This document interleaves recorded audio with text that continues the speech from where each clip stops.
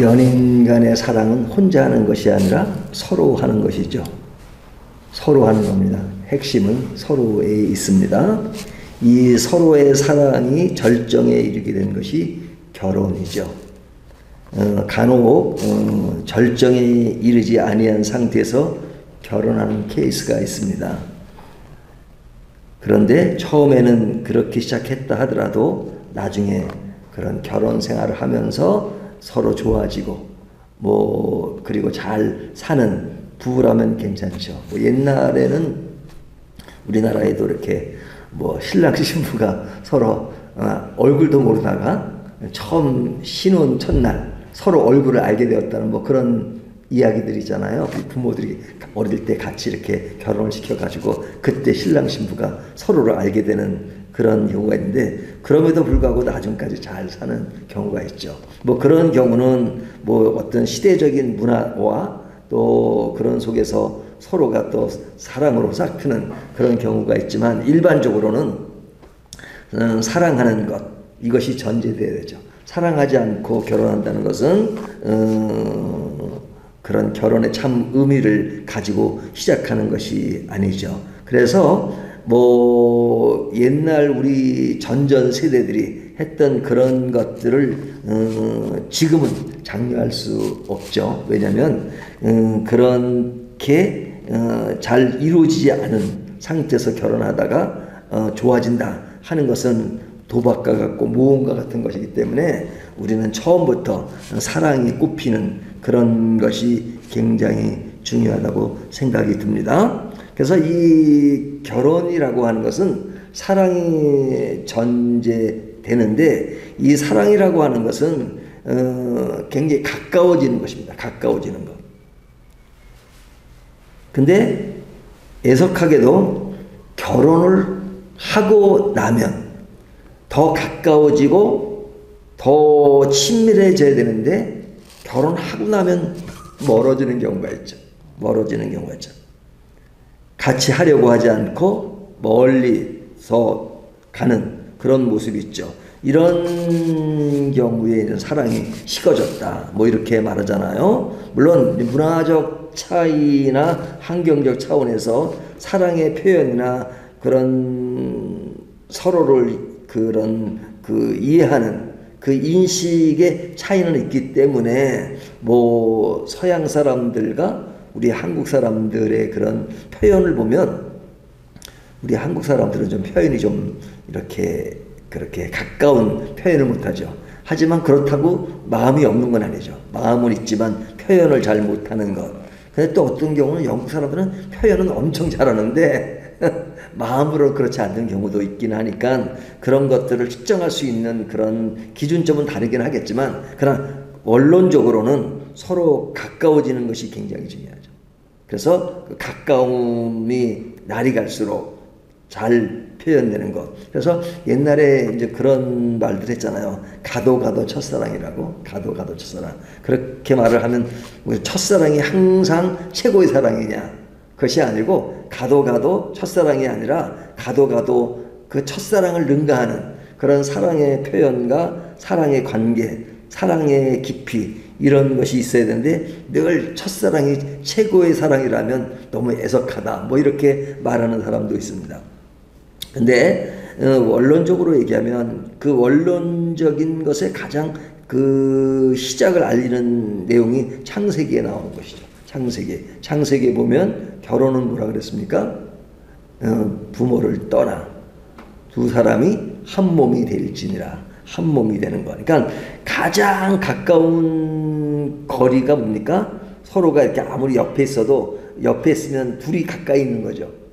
하지만 한 몸이 되었다는 것은 최고의 가까움을 표현하는 것이죠. 이 한 몸이 되었다는 그 말 속에는 굉장히 많은 그런 신비가 들어있는데요. 그 신비로운 것 중에 하나가 비밀이 많다는 거죠. 두 사람만이 알고 있는 비밀, 절대 남은 모르고 두 사람만이 알고 있는 그런 비밀, 그런 것을 공유할 수 있는 것이죠. 그래서 가까운 사람들끼리는 그런 언어가 축약되는 것이 많습니다. 그러니까 두 사람만은 알아듣는 언어가 있어요. 두 사람 많이 알아듣는 언어가. 제가 옛날에도 그런 말씀 드렸는데, 제가 이제 그 웨스트버지니아에 있는 친구네 집을 갔는데, 거기 웨스트버지니아에는 이 산삼이 많더라고요. 거기는 산삼을 많이 캐놔요. 이렇게 냉장고에 재워놓고 막 그래요. 한국 사람들이 산삼을 좋아하니까. 근데 이전 귀한 손님이 오면 산삼을 하나씩 주는 겁니다. 제가 갔다고 이전 두 사람이 얘기하는데, 산삼 좀 가져와 이러는 게 아니라, 그거 있잖아. 그거 좀 가져와 이래. 그거 좀 가져와. 그러면 제 3자가 할 때 그것이 뭔지 모르잖아요. 하지만 자기들끼리 통하는 게 있죠. 산삼 가져오라는 얘기입니다. 그냥 산삼 한 뿌리에다가 이제 꿀 이렇게 가져와서 저한테 주더라고요. 그때 그 효력이 지금도 있는지. 하여튼, 그러니까 이 가까운 사람들에게는 언어가 축약되잖아요. 하여튼, 거시기 하면 다 통하는 경우도 있고, 그런 것인데, 이 가까운 사람이 아닌 경우는 그런 어떤 비밀스러운 것이 덜하니까 뭐 하나를 설명하려면 설명이 길어요. 그러니까 말이 길어지고, 그리고 축약된 언어가 아니라 구체적으로 얘기를 해줘야지만 알아들을 수 있죠. 그래서 이 사랑, 그리고 결혼을 전제한 그 사랑에 있어서 가장 핵심적으로 강조하고 있는 것은 가까움입니다. 가까움. 어느 정도 가까우냐? 한 몸이 되는 만큼의 가까움을 이야기합니다. 그래서 사실은 이 이야기를 지금은 서론격으로 얘기했지만 오늘 본문 이야기는 한마디로 그것에 강조점을 두고 있습니다. 10절과 13절 말씀을 보면요. 10절, 나의 사랑하는 자가 내게 말하여 이르기를 나의 사랑 내 어여쁜 자야 일어나서 함께 가자. 이게 함께 가자라는 말을 하고 있죠. 또 13절을 보면 여기도 보면 뒤에 보면 나의 어여쁜 자야 일어나서 함께 가자. 함께 가는 것을 강조합니다. 함께 가는 겁니다. 그러니까 연인과 결혼하는 부부는 핵심이 뭐냐? 한 몸 된 몸으로서 함께 가는 겁니다. 당연히 한 몸이니까 함께 갈 수밖에 없죠. 근데 그 함께 가는 그 전제가 뭐냐? 전제는 뭐냐면 어여쁜 자야. 어여쁜 자야. 어여쁜 자. 서로가 서로를 어여쁜 자로 여기는 겁니다. 어여쁜 자. 그냥 사랑하는 자에게 고백할 수 있는 것이죠. 그냥 사랑에는 고백이 필요합니다. 근데 이전 고백하는 방법이 문화에 따라서 다를 수 있고 사람의 성격과 성향에 따라서 다를 수 있죠.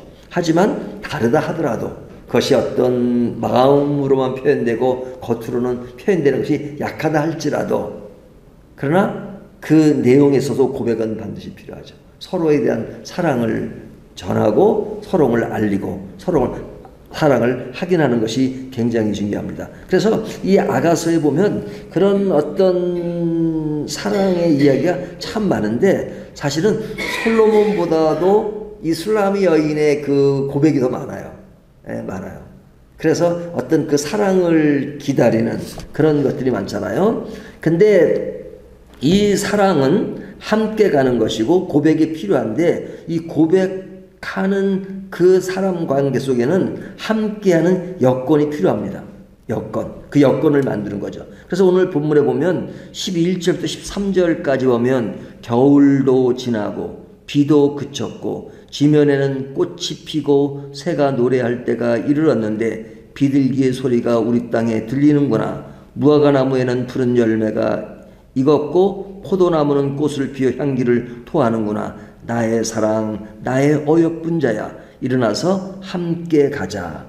여기에 보면 겨울이 지나고 비도 그치고 그리고 뭘 기다리는 겁니까? 봄날을 기다리는 거죠. 봄날을. 그러니까 이들에게는 봄날을 기다리는 그 봄날에 대한 기대치가 있고 봄날에 대한 그런 여건을 지금 만들려고 합니다. 그 만드는 그곳에는 뭐가 필요하냐? 기다림이 필요한 것이죠. 한순간에 만들어지는 것이 아니니까 비도 그치고 겨울도 그치고 그리고 나서 봄이 오잖아요. 그러니까 그 사랑의 여건은 기다림이 필요합니다. 기다림. 다른 말로 하면 또 인내도 필요하죠. 그래서 이 일을 위해서는 이들이 그런 기다림 속에서 8절과 9절을 보면요. 8절 보면 내 사랑하는 자의 목소리로구나. 보라 그가 산에서 달리고 작은 산을 빨리 넘어오는구나. 내 사랑하는 자는 노루와 같고 어린 사슴과 같아서 우리 벽 뒤에 서서 창으로 들여다보며 창살 틈으로 엿보는구나. 여기에 보면 어떤 것이 연상됩니까? 이렇게 남자는 달려왔고 남자는 달려왔고. 누구를 향해 달려가는 거예요? 여자를 향해서. 여자는 달려온 남자를 반기고 있죠. 그러니까 이렇게 서로에게 달려가고 반기는 그런 것이 필요하죠. 그러니까 서로에 대한 어떤 사랑을 이렇게 표현하고 있는 겁니다. 서로 다가가고 달려오고 그런 것이 필요하죠. 근데 이런 것이 사랑의 한 면인데 이런 사랑에는 방해하는 요소들이 있습니다. 방해하는 요소가 15절을 보면요. 우리를 위하여 여우 곧 포도원을 허는 작은 여우를 잡으라. 우리의 포도원에서 꽃이 피었습니다. 우리의 포도원에서 꽃이 피려면 이 방해자를 제거해야 합니다. 그러니까 이 방해자가 있음에도 불구하고 그 방해자에서 서로 민감한, 그래서 이 방해자가 누구냐? 뭐 어떤 주석가들은 이 방해자는 뭐 여자 입장은 다른 남자, 또 남자 입장은 다른 여자. 그러니까 두 사람만의 사랑이 꼽히는 것이지 그런 사랑에 있어서는 뭐 넓음을 강조하기 위해서 어느 남자도 좋다, 어느 여자도 좋다. 이것이 넓은 마음이 아니잖아요. 예? 부부간에는 상대방이 절대자인 거죠. 그렇죠? 다른 여자, 다른 남자가 있으면 안 되는 거죠. 그렇기 때문에 이 두 사람에게는 그런 어떤 다른 방해자가 없이 두 사람만의 사랑을 꽃피우는 것이죠. 그래서 결혼은 서로의 서약이 필요합니다. 서약이, 우리가 결혼식 때 늘 서약을 하잖아요. 이 서약의 내용이 16절, 내 사랑하는 자는 내게 속하였고 나는 그에게 속하였도다. 그가 백합과 가운데서 양떼를 먹이는구나. 내 사랑하는 자는 내게 속하고 나는 그에게 속하였다. 이런 표현이 최초로 나온 것이 뭡니까? 창세기 보면 아담과 하와 뼈 중에 뼈요 살 중에 살이로다 이렇게 말하는 것처럼 이런 서로에 대한 서약이 필요한 것이, 이것이 결혼의 온전한 모습이며 사랑의 어떤 흐름이라고 말할 수 있죠. 근데 여기서 하나 더 추가한다면 결혼은 한 사람과 한 사람이 만나서 한 팀이 되는 겁니다. 한 사람과 한 사람이 만나서 한 팀. 그러면 이 한 사람에 대한 존재는 그런 어떤 인격적이나 어떤 가치적인 차원에서 완전할 수 없죠. 완전한 인간은 없죠. 하지만 그 존엄성에 있어서는 온전한, 완전한 인격과 인격의 만남으로써 한 팀이 되는 거죠. 그래서 이것을 수치적으로 따지면 온전함을 1로 표현하잖아요. 1. 예, 1. 1 더하기 1은 뭐가 되죠? 너무 어려운 문제인지 모르겠는데요. 1 더하기 1은 2가 되잖아요. 근데 결혼은 1 더하기 1이 아니라 1 곱하기 1은 1이 된다 하는 논리로 설명할 때가 많죠. 그러니까 1이에요. 한 남자도 1이고 여자도 1이고 그래서 곱해져서 1이 되는 거죠. 근데 한쪽이 부족하면 안 된다는 거죠. 부족. 예를 들면 0.8 곱하기 1은 어떻게 됩니까? 1이 안 되잖아요. 0.8이잖아요. 아무리 한쪽이 1이 됐어도 한쪽이 1이 안 되고 0.8이고 0.5가 되고 0.9가 돼도 1이 안 돼요. 곱하면 0.9가 되는 것이죠. 그렇기 때문에 그런 양쪽이 항상 1로서 존재하는 것, 그것이 굉장히 중요해요. 그래야 온전한 한 팀이 될 수 있다라고 이야기하곤 합니다. 그러니까 여기에 1이라고 하는 것은 결혼해서 상대방 한쪽이 부족할 수도 있잖아요. 그 부족한 차원에서 0.8이고 그것이 아니라 그런 부족함은 있고 서로 메꿔주고 서로 하는 것이지만 어떤 그 사람의 존엄성에 대한 그 부분은 1과 1로서 서로 곱해져서 1이 되는, 그래서 부부가 한 몸이 된다는 것은 한 팀이 된다는 거예요. 이제는 한 팀이니까 혼자서 마음대로 할 수 있는 것이 아니라 내 생각이 있다 할지라도 한쪽의 생각으로 한 팀으로서 맞춰가야 되는 것이니까 그래서 어려움도 있고 그래서 불만도 있고 그래서 좀 더 서운할 때도 있지만 그 서운함과 그런 속에서도 한 팀으로서 엮어가야 되니까 그것이 부부의 모습이다 이거죠. 그래서 그 부부의 모습은 무엇으로 이루어져야 되느냐? 가까움으로. 그래서 오늘 본문은 가까움을 굉장히 강조하는 것입니다. 자, 그래서 이 이야기를 우리가 성경 말씀으로 준 것은 그냥 어떤 연애사에 있어서 그런 감정만 느끼라는 것이 아니라 하나님과 성도의 관계 속에서 그런 것을 느끼라는 것이죠. 예, 하나님은 우리와 그 신랑 신부로 표현할 때가 참 많잖아요. 신랑 신부. 물론 사람과 사람의 관계처럼 하나님과 우리의 관계를 다 표현할 수 없습니다. 근데 서로가 이렇게 사랑하는 것이 결혼이고 사랑인데 혼자서 사랑하는 걸 짝사랑이라고 그러잖아요. 짝사랑. 근데 사실은 하나님과 우리의 관계에 있어서는 하나님의 짝사랑으로 이루어질 때가 참 많아요. 하나님.